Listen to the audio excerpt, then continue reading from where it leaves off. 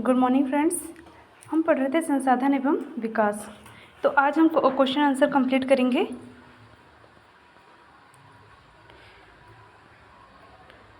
हाँ, तो इसमें ऑब्जेक्टिव हो चुके थे हमारे और सही विकल्पीय हो चुके थे। क्वेश्चन आंसर कंप्लीट करेंगे। तो हमारा फर्स्ट क्वेश्चन क्या है, संसाधनों के संरक्षण के कोई 2 उपाय लिखिए। तो संसाधन को हम कैसे बचा सकते हैं, इसके हमें 2 उपाय लिखना। तो पहला क्या हो जाएगा, भविष्य में आने वाली पीढ़ियों के लिए संसाधन को बचाना, और दूसरा क्या हो जाएगा, विकास की अंधाधुंध दौड़ से बचाया जाए। अब दूसरा प्रश्न है हमारा, भूमि अवनिर्मीकरण के कोई 2 कारण लिखिए। तो सबसे पहला क्या हो जाएगा, वनों का अत्यधिक विनाश और अत्यधिक खनन कार्य। फिर उसके बाद में भूमि निम्नीकरण के कोई 2 उपाय लिखिए। अच्छा, सेम क्वेश्चन हो गया ना। हाँ, वनोरोपण और चारागाह का उचित प्रबंधन करना और पशु चरण पर नियंत्रण करना। मृदा संरक्षण के कोई 2 उपाय लिखिए। तो मृदा संरक्षण मतलब मृदा को हम बचाव कैसे कर सकते हैं।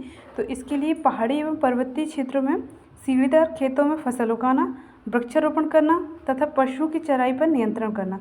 ये बहुत सही उपाय है बेटा कि वृक्षारोपण करना। हम ज़्यादा से ज़्यादा वृक्षों को लगाएंगे तो इससे हमारा मृदा संरक्षण हो सकता है। और पहाड़ी और पर्वतीय क्षेत्रों में सीढ़ीदार खेतों में फसल उगाना। अब काली मृदा की कोई 2 विशेषताएं। और देखो, काली मृदा के और किस नाम से जानी जाती है, रेंगुर मृदा। और काली मृदा किसके लिए उपयुक्त होती है, एक कपास की खेती के लिए होती है। तो देखो, आप चीज़ों को लिंक करके पढ़ा करें। जैसे कि काली मृदा कपास की कृषि के लिए उपयुक्त है। कैल्शियम कार्बोनेट, मैग्नीशियम, पोटास और चूने के तत्व इसमें पाया जाता है। आप इसमें ये भी लिख सकते हैं, काली मृदा को रेंगुर नाम से भी जाना जाता है। लैटराइट मृदा की कोई 2 विशेषता लिखिए। तो लैटराइट मृदा अम्लीय प्रकृति की होती है। यह मृदा अधिक तापमान में अधिक वर्षा वाले क्षेत्रों में इसका निर्माण होता है। संसाधनों के अतिक दोहन से उत्पन्न कोई 2 समस्याएं लिखिए। तो संसाधन का हम सबसे ज़्यादा दोहन कर रहे हैं, तो इससे क्या होगी, कौन कौन सी समस्या हो सकती है। संसाधन में से आप समझते हैं ना कि संसाधन वह प्रत्येक वस्तु है जो हमारे भविष्य के लिए उपयोगी हो सकती है, वो क्या कहलाएगी, संसाधन। प्राकृतिक संतुलन की हानि, संसाधनों के अति दोहन से जल संकट उत्पन्न होता है। मतलब कि प्राकृतिक संतुलन में सबसे पहले क्या होगी, हानि। और दूसरा क्या हो जाएगा कि संसाधनों का बहुत ज़्यादा दोहन होगा तो इससे क्या उत्पन्न हो जाएगा, जल संकट उत्पन्न हो जाएगा। आप लोग को सामाजिक विज्ञान से जो भी संबंधित जानकारी या पढ़ाई से संबंधित आपको मटेरियल चाहिए होगा तो आप हमारे चैनल को लाइक सब्सक्राइब कर सकते हैं, कमेंट कर सकते हैं। सतत पोषणीय विकास से क्या आशा है, पर्यावरण को बिना नुकसान पहुंचाए वर्तमान विकास की प्रक्रिया भविष्य की पीढ़ियों की आवश्यकता की अवहेलना न करें।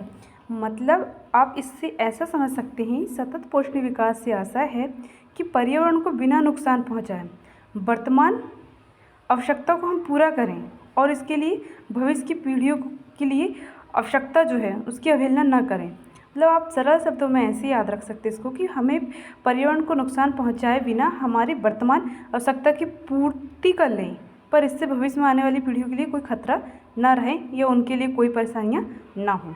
सतत पोषणीय विकास वेरी IMP क्वेश्चन है ये क्वेश्चन डेफिनेटली आता है, तो आप इसको IMP कर लेंगे और इसको याद रखेंगे, ये क्वेश्चन आता है। और ये संसाधन संरक्षण के कोई 2 उपाय, ये भी IMP क्वेश्चन, आप इसको भी याद रखेंगे।